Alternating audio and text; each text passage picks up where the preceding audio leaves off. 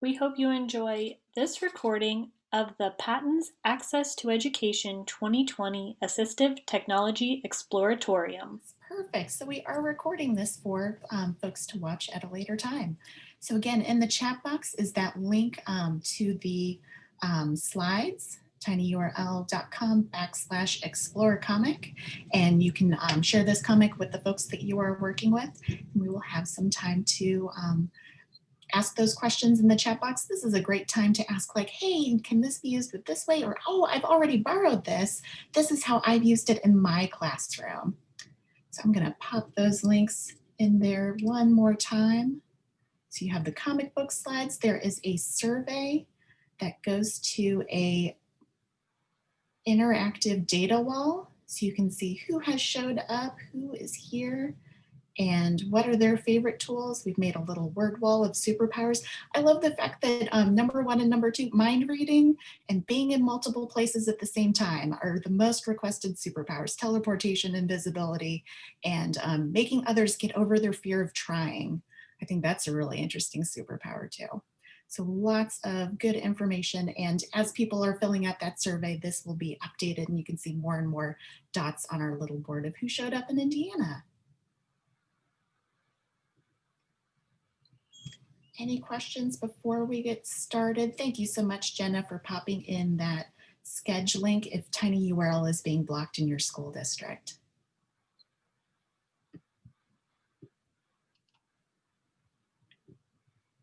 Any other questions? Accessibility reminder, these slides are accessible. If there's any questions about that accessibility, please reach out to a patent specialist and we will be happy to address your concerns. And a reminder that closed captioning is also available within the subtitle settings.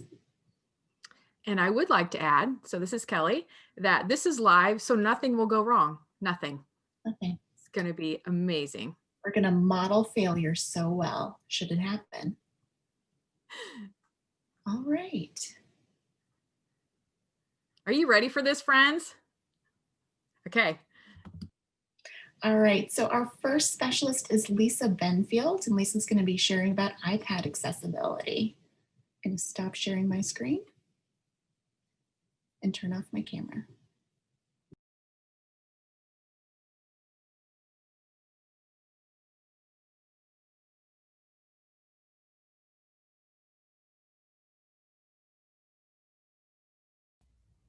Hey, Lisa, don't forget to unmute. Yep, I've got you. So as many of you may have heard, for whatever reason, my iPad will not mirror. So I was hoping that I would be able to show you these things directly. However, because we're having some difficulty, I'm just going to walk you through these really quickly.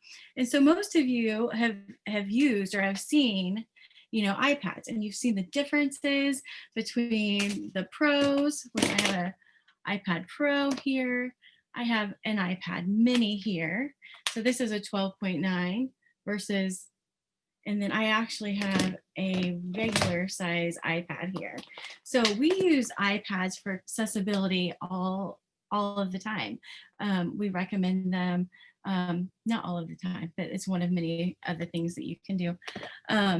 So what I provided for you is the breakdown of the cost for the iPad mini, the iPad Pro 11 and 12 Apple Pencils, so that you could see that.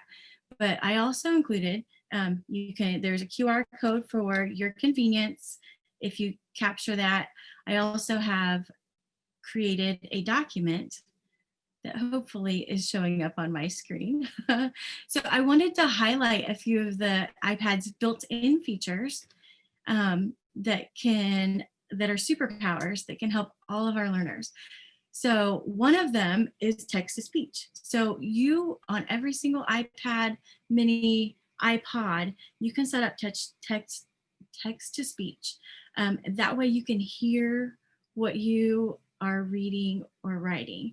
So speak selection, you can quickly set that up on any iPad just by going to the settings, then accessibility, then spoken content. And since I will go ahead and put a video link in this document, since unfortunately today I know that we are having a little bit of a snafu.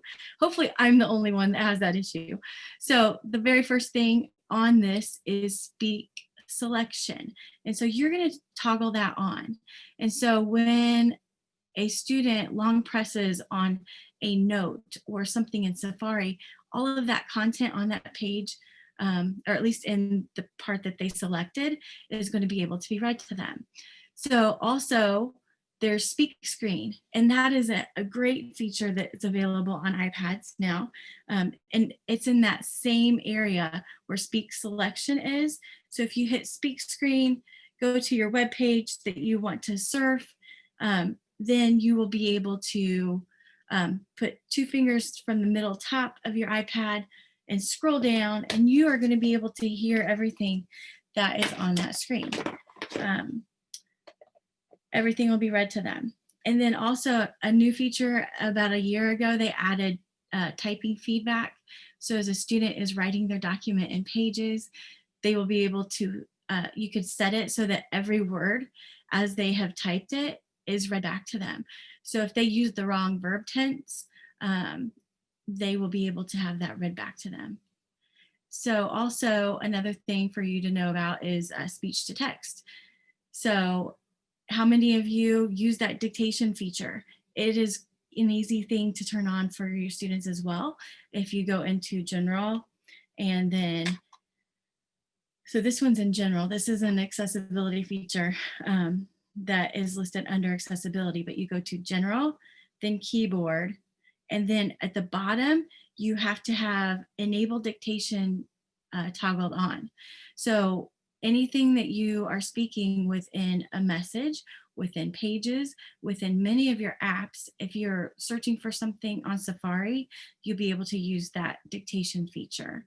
You can also tell Siri what you want to write. So I did include a link to the Apple accessibility page on here. We have the patents training calendar. There will be dates that are even yet to be put on there for different accessibility trainings. Other patent specialists, David Jackson and myself, we both do multiple trainings in Apple accessibility. I also wanted to share with all of you quickly, these are like the top 20 apps that have been most requested by our lending library. Hopefully you all have heard about our lending library. If you browse through this list, you will notice that many of them are AAC, literacy, math related.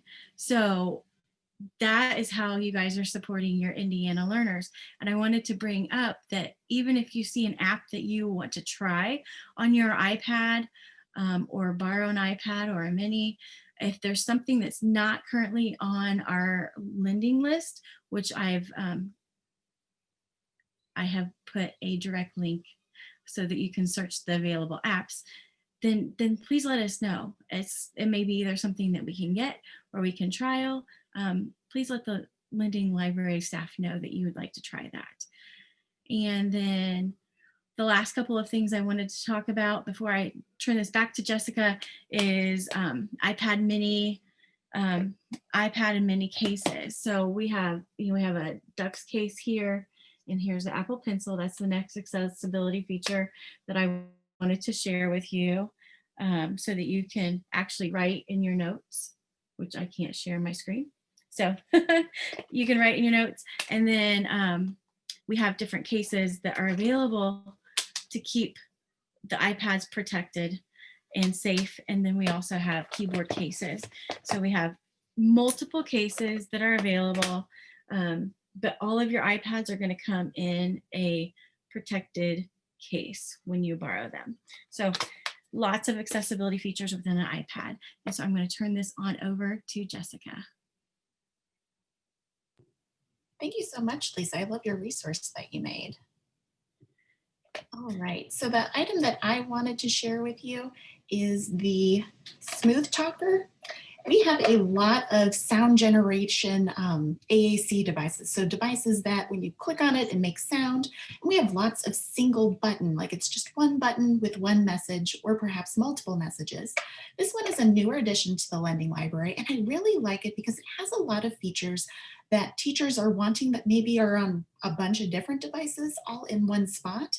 So I kind of see this as one of several ones in the library. They're kind of like a workhorse in a classroom. When you have lots of students with lots of different needs and lots of different activities you want to do, this one item might cover a lot of things that you want to do. So I'm going to share my screen and kind of go over some of the basics that it does. It does 6 things in one. So it is a basic single meaning message. So I'm going to turn this on and set this up. So if I have chocolate, vanilla. So it might say one message. I can record about 2 minutes, almost 3 minutes of sound.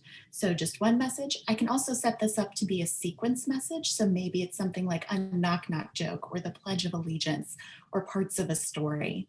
I can also set this up to be a random message. So now it's not so much an AAC device as it is something like a dice that is now Switch accessible, something like being able to do Mad Libs and have a bunch of adjectives or nouns to choose from. I can also set this up for choice making. On the back of this, I can set up any other Switch that I might have and plug it into the back. So one of the things that I like about this one compared to some of its competitors, when I set it at the table, this lip is right down at the bottom. So if I have a student that can't really lift their hand, this could be accessible. I can also plug a switch on the back, any switch that they use, and use all the features with this as well. But if I have 2 switches, now I can do choice making. So maybe it's a yes and a no, or a come here, go away, or whatever you want to work on. You can also set this up for conversation. So if I have 2 students who use switches, or 2 things that I want to make switch accessible, it can be a conversation, one student on one switch, one student on this one, and we can have a conversation back and forth. The 5th option that I wanted to cover is probably one of my favorite. It does auditory step scanning. So I can set this up with my 2 switches, one switch meaning move along, move to the next choice, move to the next choice. The other switch being, that's the one I want. So again, thinking of those yes-no skills that we talk about in auditory step scanning. This one does the same thing. It's a quiet voice to listen to my choices.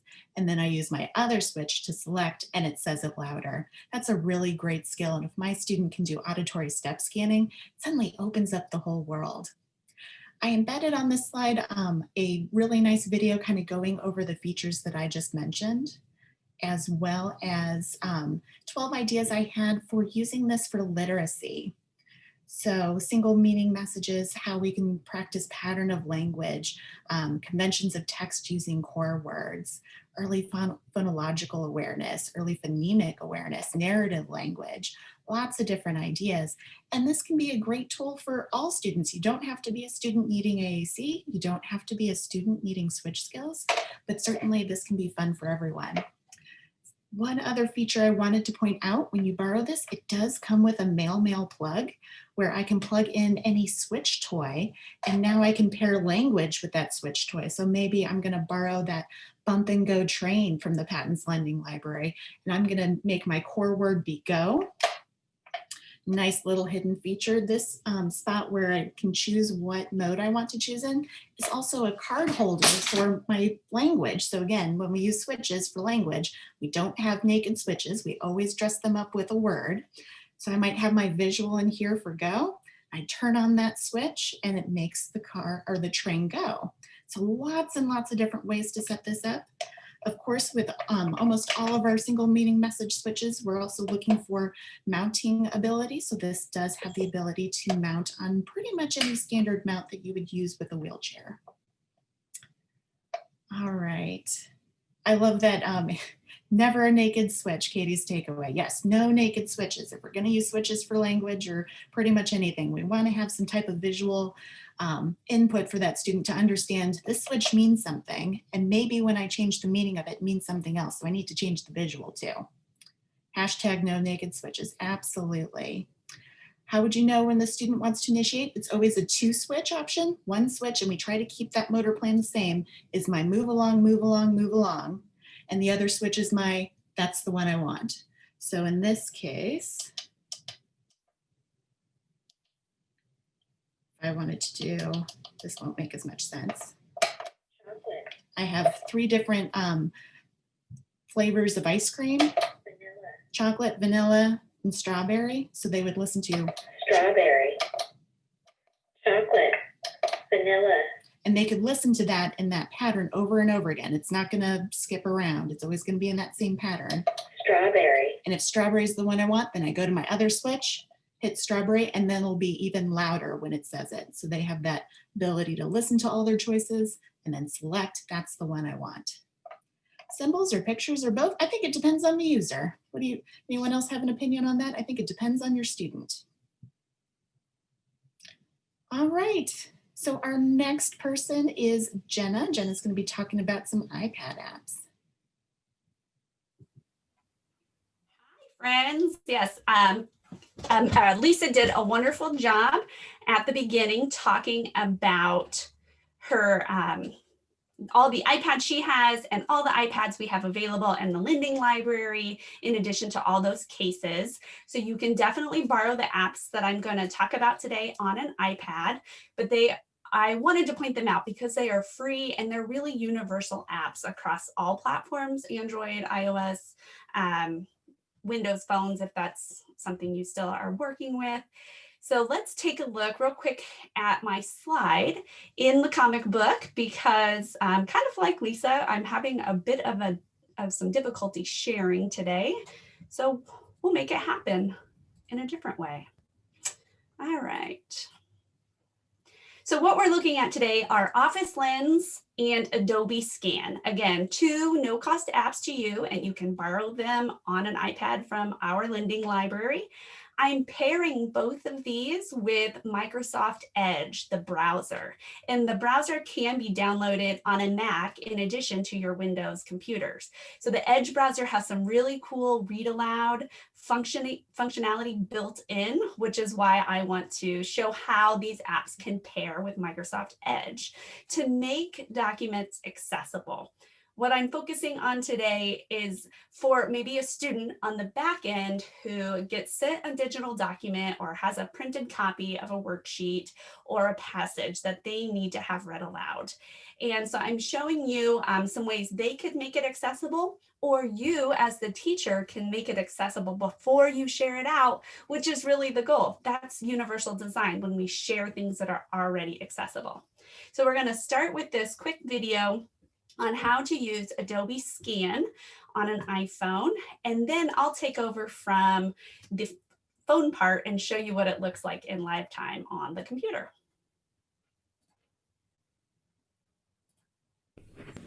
Open Adobe Scan, and when the camera is present, center your document as best as you can and take a picture. I will point out that you have some options for taking a photo of a business card, a document, a form, or a whiteboard. Once I've taken the picture, I will select the icon in the bottom right. And now in the upper right of this new screen, I will click Save PDF. Once it has been saved and uploaded to the document cloud, I can share this using the share icon toward the top center. I want to email this share. From the new screen, I'll select email at the bottom. Now I can select who I would like to email this to. And once I've added the 2, I can send. Now, all right, and that's where I am going to pick up from the email portion. So let me adjust my settings here. So I'm going to go into my email, and here is that scan that I just sent to myself via Adobe Scan. What I want to do is right-click and select Copy Link. Now, if the Edge browser was my default browser, I could click on this and it would open in Edge immediately, because that is my goal, is to get this over into Microsoft Edge. So I hope you're able to see my email there. I'm in Microsoft Edge. and just my chat box is missing. So if anybody needs me, I'll be back right after my session here. Here I am in the new tab in Microsoft Edge, and I'm gonna copy paste now my link in from my email. And there are there's one more quick step. So as this loads, what I'm going to need to do next is to download the link. So as the world turns, we wait.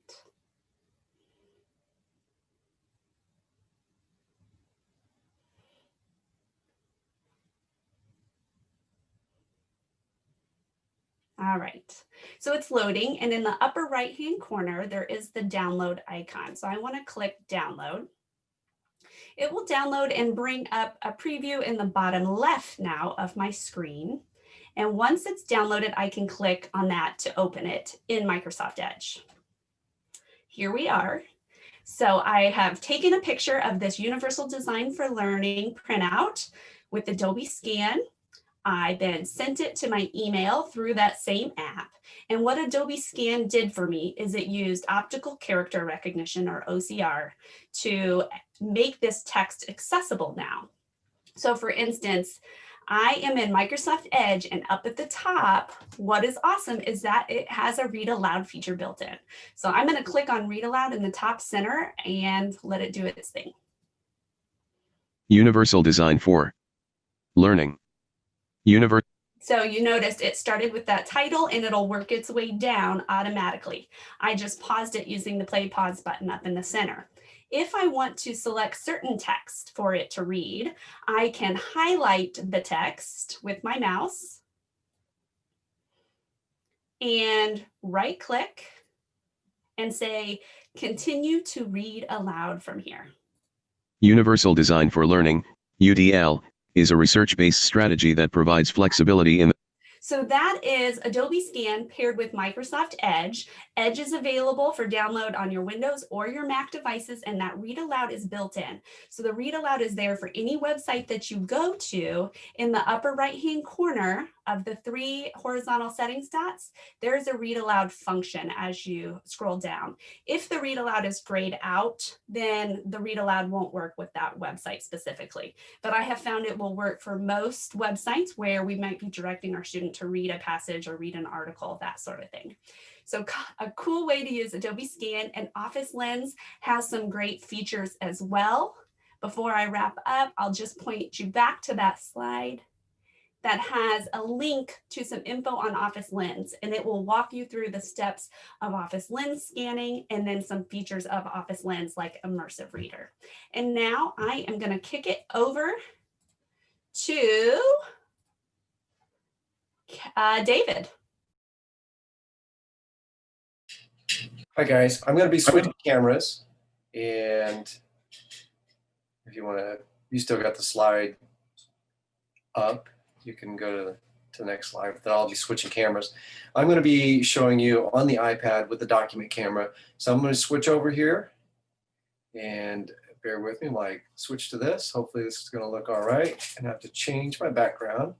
It doesn't like to play well with that, so I'll choose none. And now you should see my iPad. Let me know if you can't. Everybody see my iPad okay here? iPad looks great. Okay, thank you. I'm going to show you, I'm going to focus on a mouse, but I want to show you a couple other things. We won't get to it, but you can come to some of the presentations that Lisa Benfield and I do. And this is a USB switch interface that you can plug into the iPad. You can do this also on computers and Chromebooks. It's called Swifty for the other solutions, but it's Tapio for the iPad. And you can put a splitter so we can use 2 switches. And that will plug into the camera adapter, which is this piece we're going to be talking about.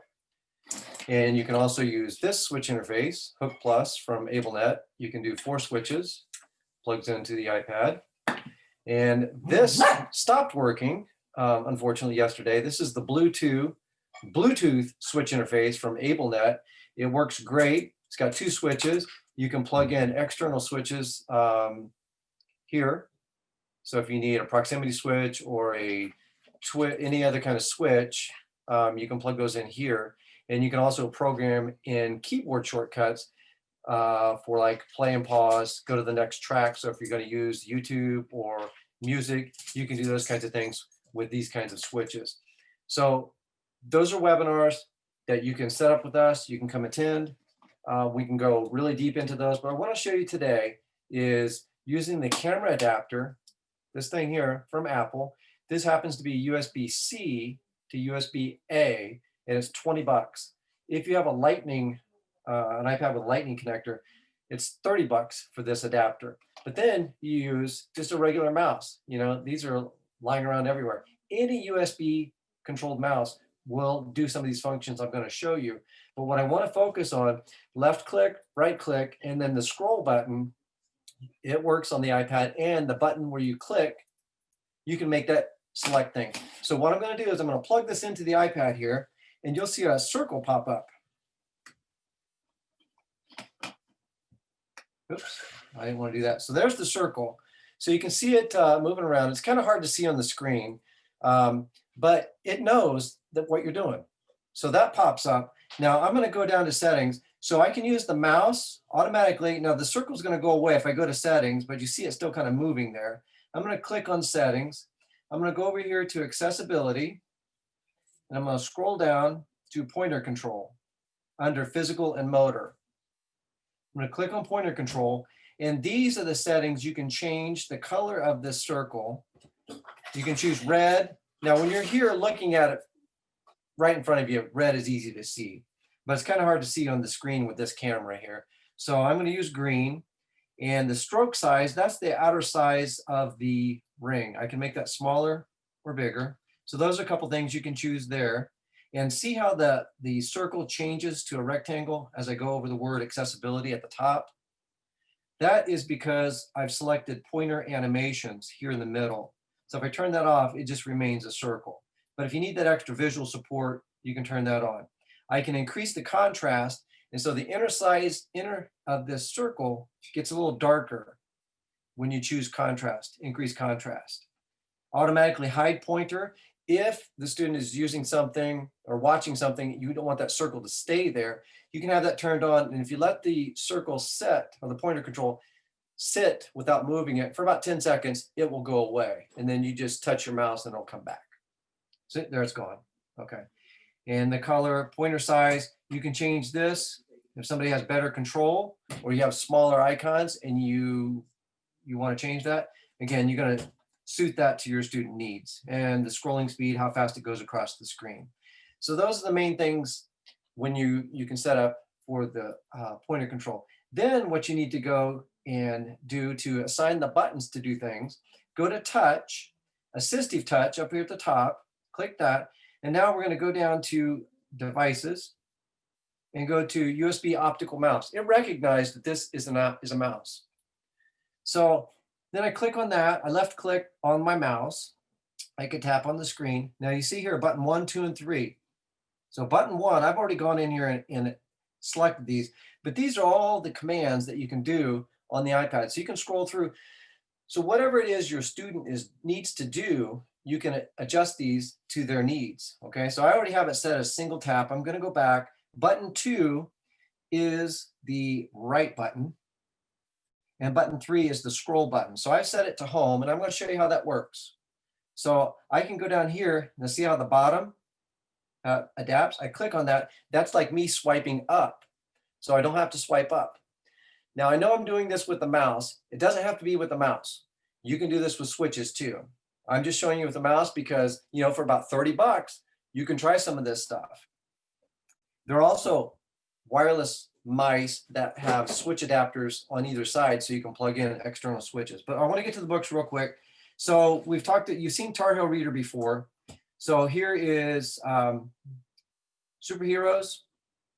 I tapped the screen there, but I showed you I had the right button. See how the circle scrolls from the right to the left? That's because on the shortcut, on the when I assigned the button, I did it a scroll. Okay. So I can left click, and now if I press, and I have the, I don't have the screen reader on, but if I click the wheel It takes me to the home button. So now I can go to here, another book, or Ocean House Media Books. And if I right click, it turns the page. I can right click. If I have the mouse set, I can scroll over something. Let him quit talking. I could click on this so I can find things on here. I can listen to words. You can also set dwell so you don't have to click. All you would have to do is move the mouse so we could get into settings and select dwell and just let it sit on the word, and then it would tap it like I was using my finger if we had dwell set up. So that's, you saw Tar Heel Reader, Ocean House Media, and then iBooks. So iBooks, this will work. So let me open this book here. I'm gonna right click and it's turning the pages. You see it turn the page there? And then I press the wheel and it takes me back to the home. You can program those buttons to do really anything that you want to do. So that's just the quick, low down and dirty way to do it. And if you want some more information, reach out to us. Sorry, I know I talked, sorry. That's it. Thanks, David. I love all of this talk about literacy. Can we have a shout out for all of our friends who work with students who are deaf, hard of hearing? I am Katie, one of the specialists on the Patents team that works with in the area of deaf, hard of hearing. So let me know if you're here and you have students on your caseload or in your classrooms who may be deaf, hard of hearing. Woohoo, yay, Susan. Okay, I'm gonna share my screen and I just put a link into the chat box with the website that I'm gonna show you. And my focus right now is on literacy for our students who are deaf, hard of hearing. And we have Center on Literacy and Deafness out of Georgia State University. And they have a new curriculum for us to use, which if you are new to the deaf education world, we're not used to working with curriculums, which is so exciting and something new for us. This is a curriculum that is new. They just started training and sending things out in 2017. So if you haven't heard of it, that is quite okay. And I just went through the training in August myself. And I have to tell you that this is one of a kind, evidence-based. They have research behind it, which is pretty exciting. You may see that when you get on the website that it's mainly for preschool and kindergarten age students. So that's what the curriculum is geared for, but it can be an intervention for older students as well. So I know myself, when I had my preschool classroom for students who are deaf, hard of hearing, I was searching for something like this. And it took me hours and hours each week to find the materials for my experience-based language lessons, my vocabulary words and all the pictures and words that would go for that. Well, guess what? This is your curriculum for that. You might be asking yourself, okay, so who is this really for? Is this for students who are using listening and spoken language and using technology to learn to listen to speak? Or is it for students who are primarily using a manual mode of communication, such as American Sign Language? Well, the best part about this is that it has 2 tracks. And actually they have a research-based way for you to figure out which track you should use, and they will send you both of those options as well. So this can also be, you might be thinking, well, I'm itinerant, I could never do something that is curriculum based like this. However, you can adapt it to your itinerant caseload and your schedule. So it's truly amazing, and I really invite you to check this out. I do have some materials with me. It's not in our lending library yet, but it will be. And so I'm super excited about this. On their website, they do have sample materials and a sample lesson for you. They have it all mapped out for you and all of the materials. It's really cool. So they do have a scope and sequence, and it is backed they did use the science of reading. If you are really into how all of our students are learning to read and that science of reading, I know I'm in a couple groups on Facebook and trying to get more and more out of our literacy instruction. Well, it's based on that as well. So it's truly something that I would consider having as part of your tools.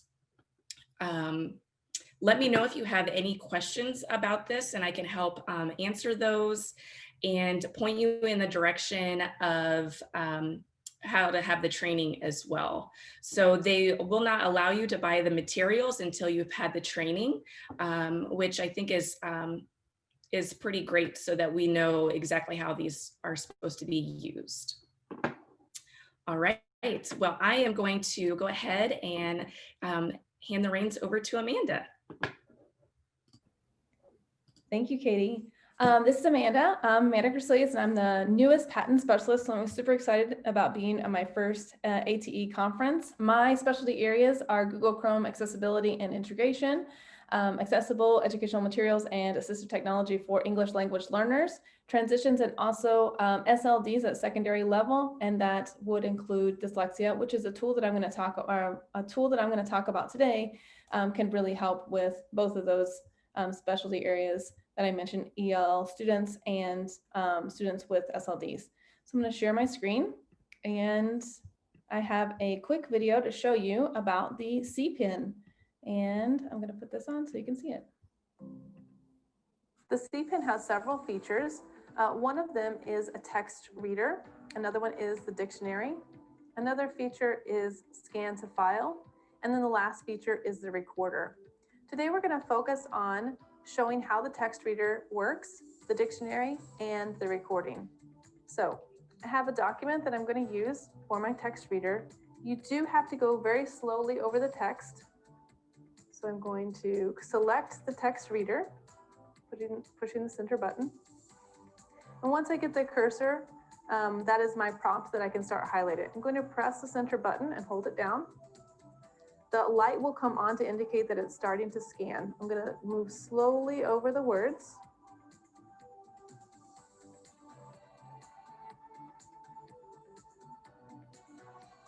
I can shop for healthy foods. And the text reader reads that back to me. Now I can do a couple of things with this. So I can use that as a base for answering my questions. I'm going to go ahead and go back so you can show you that if there's a word in that I didn't understand, I can select the dictionary.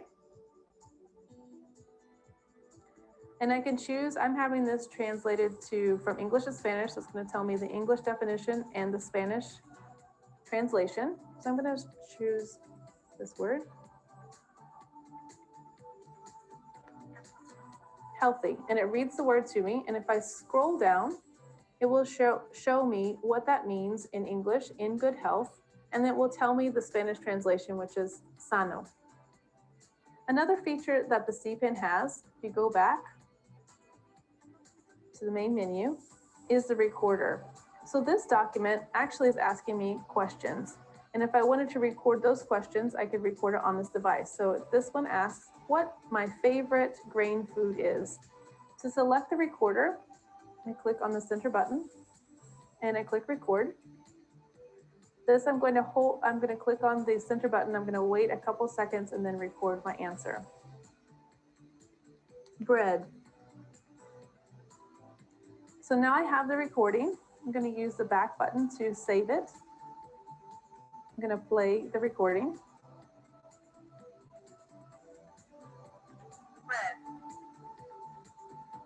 And then I'm going to use the back button because I know that I have that recording in there.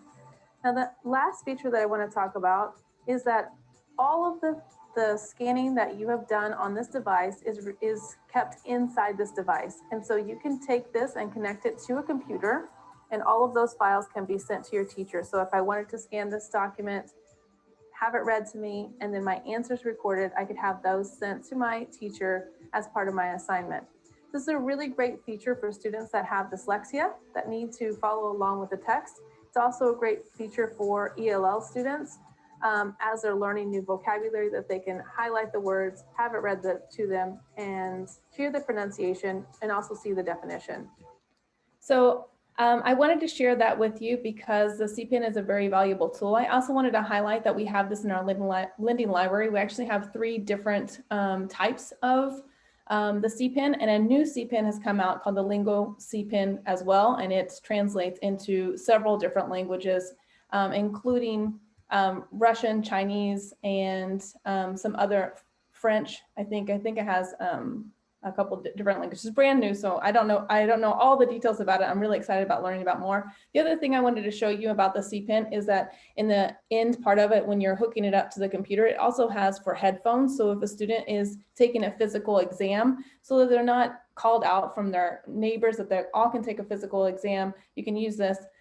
Even the exam reader, which limits some of the capabilities, so it doesn't have access to a dictionary, so they're just having it read to them, and that's what you could use that for. So that's all I have about the CPEN, and my time is up, so I'm going to throw it over to Kelly. I can be Katie for a day. Yeah, that's okay. I love the CPEN so much, so thanks for sharing that. A feature that also has just come out, the CPEN, it has exam mode, which it'll take all of those features off like the dictionary. So now students can use that for taking tests. So then they don't have those other supports that perhaps we don't want on the test. So I am going to do, let's see. Samantha, once you stop sharing your screen, I think I'll be good to go. Okay, here we go. So friends, I don't know how this is going to go because anytime you're live with animals, you don't know what's going to happen. This is my pal Leo, and he is called a Bluebee pal. And there are so many things I love about him. So I'm one of the specialists in autism, and I love working with using robots and things like the Bluebee pal when I'm working with students with autism, just because the facial expressions are pretty consistent, right? And we can change the voice to make it very, well, whatever we need it to be. So the Bluebee pal is essentially just a Bluetooth speaker built in, but he's so cute, and he's in our library, and we have a couple different other animals. I have no idea how this is going to go. I should have prepared like practice on how it's going to go, but I'm just going to have him talk a little bit about himself just for time's sake. Now I'm not going to play the whole thing, but just I wanted you to see exactly what he does. Hello, my name is Leo. I work at the Patterns Project. I have been so excited to finally be introduced to all of you and hope to work with your students daily to assist in bringing out the best of them. So you can see how his mouth just moves up and down. The new Bluebee pals actually do their, they'll actually move their head back and forth as well. So the Bluebee pal can connect to anything that has Bluetooth. So I could have them connected to my Mac. If I have them connected to my phone right now, we have had some teachers try out the Bluebee pal and have them connected to AAC devices, which is really wonderful. I love having Bluebee pals connected to audiobooks and just sitting down with students for that engagement piece of reading, just kind of reading together, which is so wonderful. And also it's using something like a Bluebee pal when we're thinking about behaviors as well, because the Bluebee pal is you're connected to your phone. So if someone were to call me now, so say you're at school and you have a student who's perhaps upset and goes underneath this desk, and maybe the only time that we can get him out is if he talks to grandma or something. So grandma could call your phone that's connected to the Bluebee pal, and then you just answer it by touching his ear.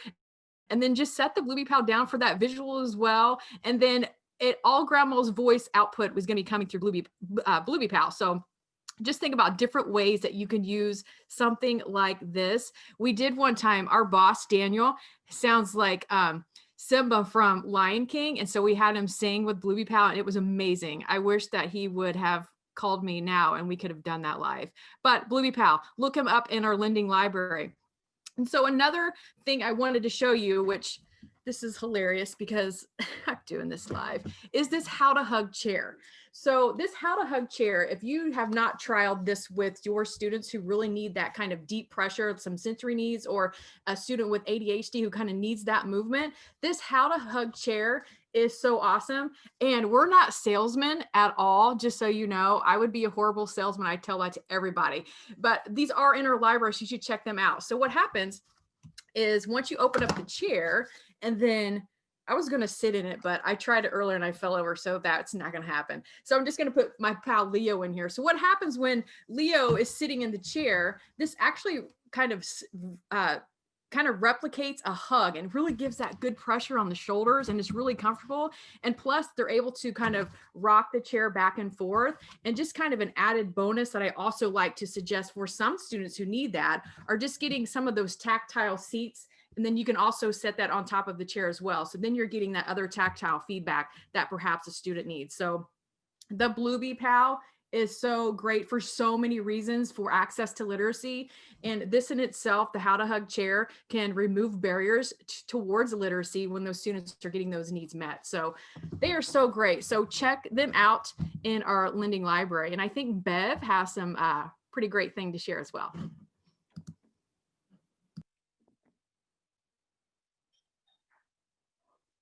All righty, I am here to share a Braille device, the Braille Note Touch Plus. I don't have that actual device with me today. It's a very popular item, which is a good thing.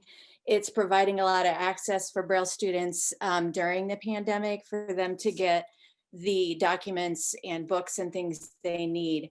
But I do have a different Braille device with me just in case you're unfamiliar, and I'll go ahead and turn it on, just so you can see what a Braille device does.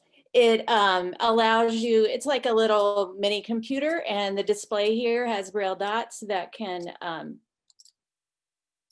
pop up and down. Hey, Bev, put it in front of you. Got it?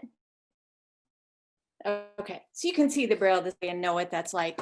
So the Braille Note Touch Plus, previously, you had to download books using an SD card or a separate app, but with that souped up Braille display, you don't need a separate app for downloading and reading, which brings me to Easy Reader, which is the app that's already loaded onto the Braille Note Touch Plus, and that was developed by Dolphin. It gives access to many accessible book sources. It's a no-cost app. It's available for iOS and Android devices as well, not just Braille displays. So sighted individuals that might have another print disability might check out Easy Reader as well. And so the kind of files that you can put into a Easy Reader app are DAISY, EPUB, or MP3 files. So if you have a student who needs accessible electronic materials and they're checking out those materials from the iCam, they could access them on the Braille Note Touch Plus. The content copied from the clipboard. So if you're on the device and you're reading along in the web and you wanted it put into Easy Reader, you could copy and paste it in the Braille Note Touch Plus to be read in Easy Reader.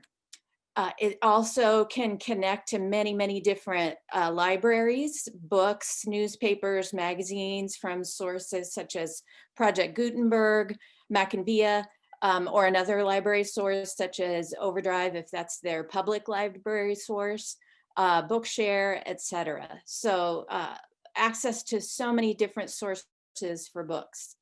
It has some great navigating features. You can navigate either by Braille or with the thumb keys on the device, or, and you don't have any page turning interruptions. So if you are used to Braille devices, sometimes that really slows down a Braille reader if they have to stop and hit a button to turn the page. This can navigate without any page turning interruption. It also has a dedicated action button for listening to audio. So if a student is learning Braille and reading, and they could be following along with the Braille and listening with the audio function. For sighted users, it has many visual options. And for a no-cost app, Easy Reader is no cost. It has a lot of the options that you see in apps that do cost something. The one thing, it does only come with one voice. So the option to purchase other voices is on there. So it's no cost, but if you want a fancier voice, then you might have to put forth $5 or $7, something like that. So I'm getting a lot of requests for training for the Braille Note Touch Plus. Usually what I do is like to hear what kind of platform your student is on and what kind of tasks you want them to do. I'm not doing any general trainings on it because it can be so specific. It's like saying I want a training on a laptop because it can do so many things. So please contact me if you are interested and have a student that might benefit from using that, and we'll talk and work out a plan with your student and with you virtually to work on those tasks with the device. And definitely literacy, important task in so many ways it can help students with literacy. So coming up to bring us to the end is the ICAM. So I'm going to turn it over to the ICAM staff. Thank you, Bev.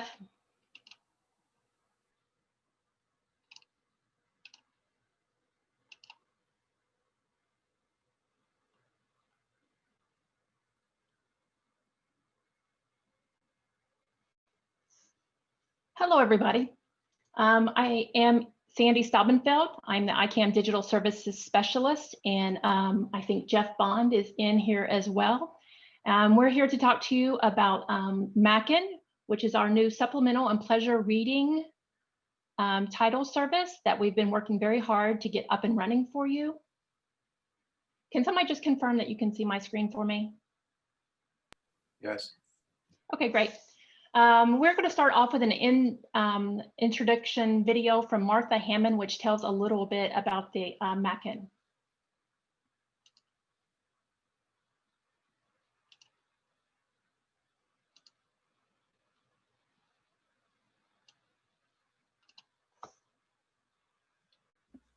Hello, welcome to the Indiana Center for Accessible Materials, the ICAM, which is the part of the Patents Project which provides accessible materials. I'd like to introduce you to the ICAM team.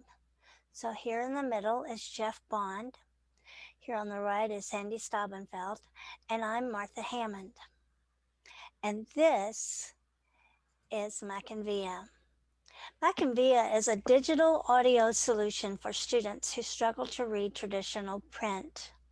Some schools in Indiana currently purchase Mackin Via titles and have already been seeing reading improvements in their schools. The ICAM will purchase titles for your Chaffey qualified students who have an IEP, which means they have a documented print disability based on visual impairment, physical limitations, or reading differences, including the 1 in 5 who have dyslexia. Mackin Via resources do not include textbooks. However, there are subject categories that match up with most, if not all, content areas. So the ICAM will purchase titles that are supplemental to your content areas, as well as popular fiction titles that are available in digital, ebook, audio, and read-along formats. For accessible textbooks, the ICAM will continue to provide the traditional file formats of EPUB and PDF that are created from the NIMUS, and the ICAM will search other libraries to help you find needed titles. Sandy and Jeff will take us now on a walkthrough of the. Okay. So that's a little bit of background information about Mackin. What I want to share with you now is what your students will experience. So Mackin Via is the app that will go on any device. So however you are connected to the internet, you will be able to connect to Mackin Via. So it's just mackinvia.com. And here you will go in to sign in as a student. So as I start to type ICAM,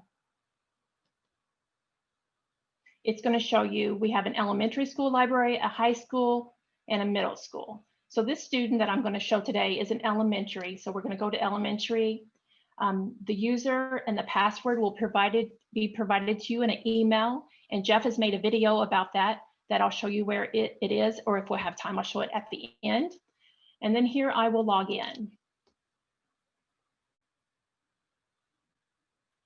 So here I am logged in as a student now, and it says welcome student 0005. So this will have the student's name. And so any of the books that the DRM has requested, the digital rights manager for the student, will then be put into their Mackin Via account. So there's two different ways that we add titles to this account, and they're both in the backpack. So I go to the backpack as a student and I have a checkout or I have an assignment. It depends on how the publisher has provided the book for us, whether it is a checkout or an assignment. They work pretty much exactly the same. It's just we have to put them in one of those two categories. So for a checkout, I will just go here and I have Black Beauty here already checked out. So I'm going to open now.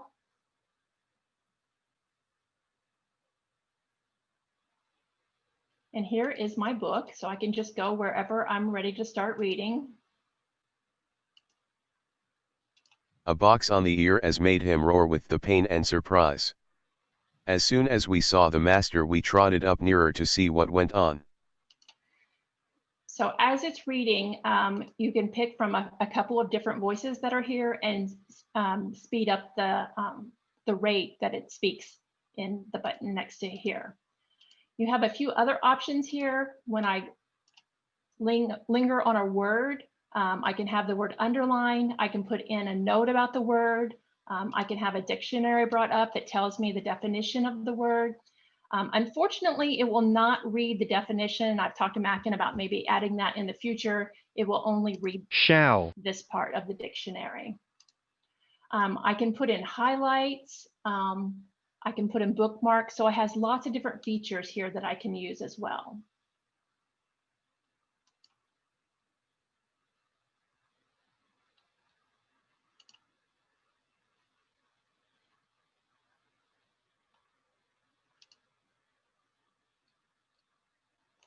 The other thing I can do is I can change the view here. So when I come to the little book icon, if I'd rather have it go all the way across the screen rather than the 2-column view, I can change the font. So I have a couple of different fonts that I can use here. I can change the background. So if I wanted a black background or the sepia, I can use that as well, and can make it brighter or less brighter, and I can increase or decrease the size of the font. So those are some great features that are built into Mackin and the way that the student will experience it. When I'm done, I can just click out of here. And then if I wanted to switch over to another book, I can come back to all resources. You can see there are lots of other books in here. There's 130 for the elementary. So these are books that Mackin, because of COVID, has let us have in the library right now for free. So if the student wanted to read any of these other books in the library, they can open them and have them read in the exact same way that I just demonstrated. And hopefully we'll be adding other titles, and as DRMs request titles, we'll definitely be adding those titles. So please go in and start making those orders and share these with your students. And then back on the website, I just wanted to share with you, we have made a whole tab here, Mackin Via, that tells you information about it. It talks about what it is. And then we've also made a demonstration video, which I think is about 10 minutes long, which tells a whole lot more about the whole process in Mackin Via, as well as how to place a special order. So if you're not sure how to do that, we have that in a video step by step. Jeff, like I said, has also made a video that explains the email that the DRM will receive once they place that order, which gives the login and the password and all that information. So please check on this tab. This is kind of new to us, so we're adding stuff to this all the time. So we will try to keep this updated, especially as questions come along from people who are using it. So we're hoping to have many people try it out so we can have lots of different things on here on the website. Jeff, anything you'd like to add? Just those books that we have from Mackin are only available until December 31st. That's the COVID part, but we also have books that we've been purchasing. Okay. So jump in there and look at some of what's available. You do have to create an account to search for books or EPUBs or audio, but it's a very simple process. Once you get your login, then you can go in and search. Yeah, and we covered that in the video too, so that if you have any questions about that, hopefully these videos that we made for you will be a big help in that sense. Okay, Jessica, I think that's our part.